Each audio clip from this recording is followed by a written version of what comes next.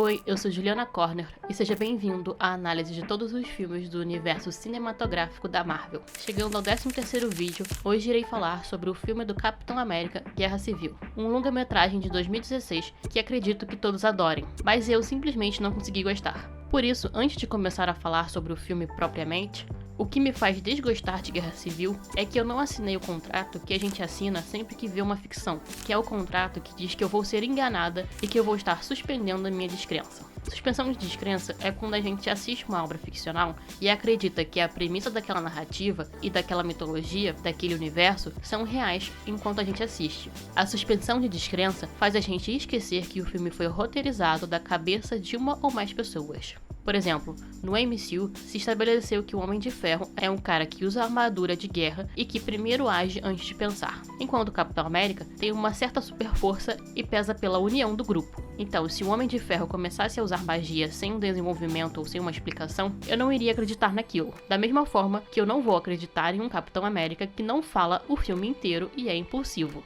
Porque eu tenho menos chance de morrer tentando. A verdade é que Guerra Civil poderia ter sido resolvida com uma conversa mais longa, não só entre os Vingadores, como entre o grupo e os países de oposição. Mas aí, eles não lutariam entre si e não iria vender ingressos. Ou seja, o que me faz não gostar tanto de Guerra Civil é que eu vejo as cordas do roteiro manipulando o filme. O filme começa no passado, contando de certa forma o passado do Soldado Invernal, visto que esse vai ser o personagem quem vai gerar a gota d'água para o estopim do conflito físico entre os Vingadores. Mais especificamente, na missão que foi falada no último filme do Capitão América, a missão de matar o pai do Tony Stark. O qual esse filme também se conecta com o antigo vilão do filme anterior do Capitão, meio que para finalizar aquela missão, assim como na Era de Ultron começou com eles finalizando a missão dos primeiros Vingadores. E depois de Ultron, com as mentiras do Tony, o time estava balançado, o que faz a Guerra Civil acontecer de forma mais plausível, onde esse começo ressalta um fator muito importante, que esse é um filme do Capitão América e não dos Vingadores. O que me incomoda porque o filme não deixa os fãs escolherem um lado. Ou seja, eu já vejo uma das cordas do roteiro se posicionando para o Capitão. Ronald disse Bucky. De repente eu tinha 16 anos de novo no Brooklyn.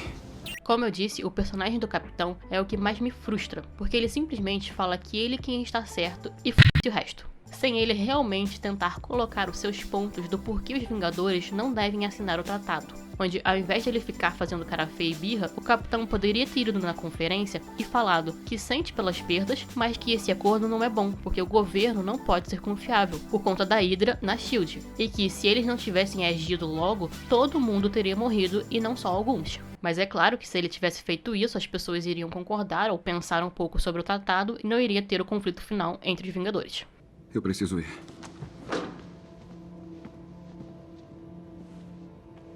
O Capitão só faz o que ele quer o filme todo, só realmente se preocupando com o Bucky e esquecendo de todo o resto, até sendo de certa forma arrogante, indo bem contra a personalidade dele. Onde, obviamente, para a narrativa dar mais motivação de ficarmos ao lado do Capitão, o que o governo quer fazer com o Bucky ao capturá-lo? Matá-lo, óbvio, porque o Capitão América tem que salvar o seu amigo da morte. Mas não é para o Capitão esconder o Bucky, o certo seria ele render o Bucky e provar a sua inocência, provar que ele estava sob controle mental, e não se esconder. O certo seria ele convencer o governo que ele não deveria matar o Bucky, o qual durante toda a Guerra Civil, o Steve Rogers não fala, não dialoga, não se explica. Por exemplo, no seu primeiro conflito com o Pantera Negra, custava ele explicar que aquele era um amigo que ele estava tentando salvar? Custava, porque aí o Pantera Negra ficaria do lado dele. Esse filme não é meramente sobre o tratado, ele é sobre um amigo ser leal ao outro. Não tem como você não ficar a favor do Capitão na questão do Bucky.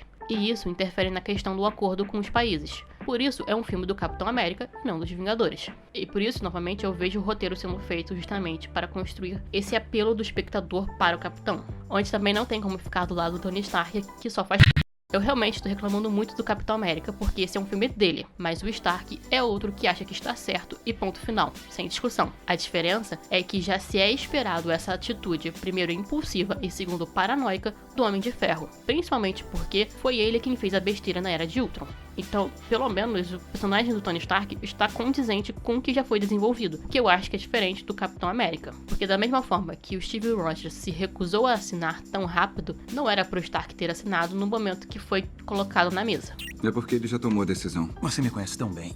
onde em nenhum momento nenhum personagem tem a brilhante ideia de debater as questões do tratado, sendo bem 880 todos os personagens, ou assina ou não assina. E eu fico pensando como é que ninguém pensou em negociar esse tratado, do tipo alguém chegar e discutir com os países e falar que os Vingadores vão tomar responsabilidade pelas suas ações, mas que não dá para ficar esperando ordens de cima, porque pode ser tarde demais. Ninguém pensou em negociar com os países, onde o debate entre os Vingadores sobre essa nova medida foi só de 10 minutos, de um filme de 2 horas. Só 10 minutos de diálogo para resolver a situação. Em nenhum momento tem uma conversa para um consenso, mas uma briga do meu jeito é melhor que o seu. E o é que essa falta de conversa foi justamente o que fez o Tony Stark não ver que o governo iria tratar os prisioneiros heróis bem, porque o Stark no Ultron mostrou instabilidade. Então aqui na Guerra Civil ele tá cego, mas quando ele percebe o que ele fez, ele meio que volta atrás para o Capitão cagar tudo no final, saindo em silêncio.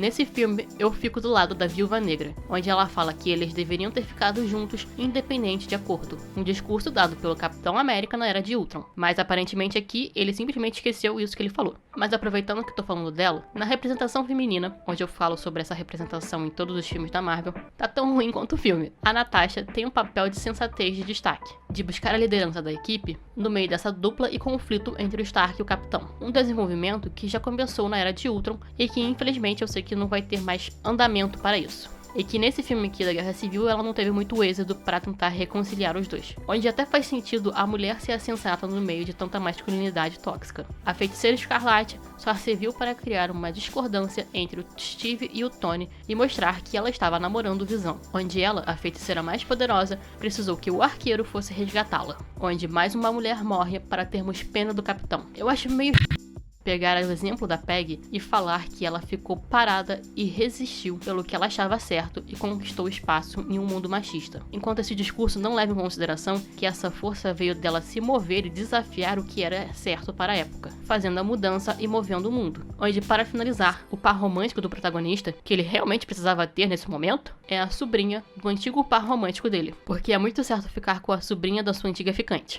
Só porque é o caminho de menor esforço não significa que seja o caminho errado.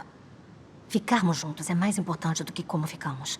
Mas falando rapidamente das coisas boas, Homem-Aranha. Assim, o Pantera Negra é introduzido nesse filme, mas depois de já ter visto o seu filme solo, aqui no Guerra Civil ele também fica chato com sua raiva e falta de diálogo. Ao menos no final ele consegue se ajustar e ser o T'Challa que amamos. Porém, o Homem-Aranha, sem dúvida, é quem roubou todas as cenas que ele aparece, sendo um verdadeiro alívio durante toda a raiva que esse filme exala, o qual ele é a peça inocente no meio disso tudo, sem saber ao certo o que está fazendo, mas acreditando no Tony Stark, o qual esse relacionamento entre os dois é o açúcar no meio de tanta amargura desse filme. Sem contar que aqui o Homem-Aranha, assim como na Guerra Infinita, já mostra os seus planos baseados em filmes blockbusters. Onde no final, o vilão venceu, porque o objetivo dele era separar os Vingadores e o Steve Rogers caiu direitinho. Eu sei que era preciso separá-los para que quando o Thanos chegasse, eles estariam mais fracos. Mas esse foi um filme só com um monte de homens se batendo e não sabendo lidar com suas emoções, sem realmente ter um motivo que me fizesse achar plausível toda essa briga. Novamente, eu e Juliana não consegui achar esse motivo. Ele é meu amigo. E eu era.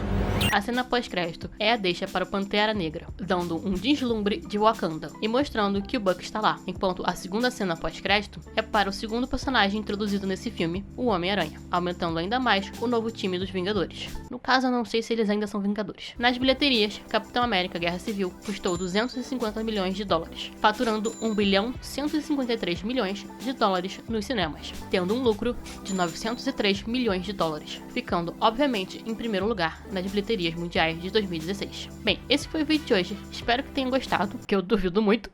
E se não gostaram, pode deixar o não gostei, mas se inscreve no canal para acompanhar. Eu sou Juliana e até!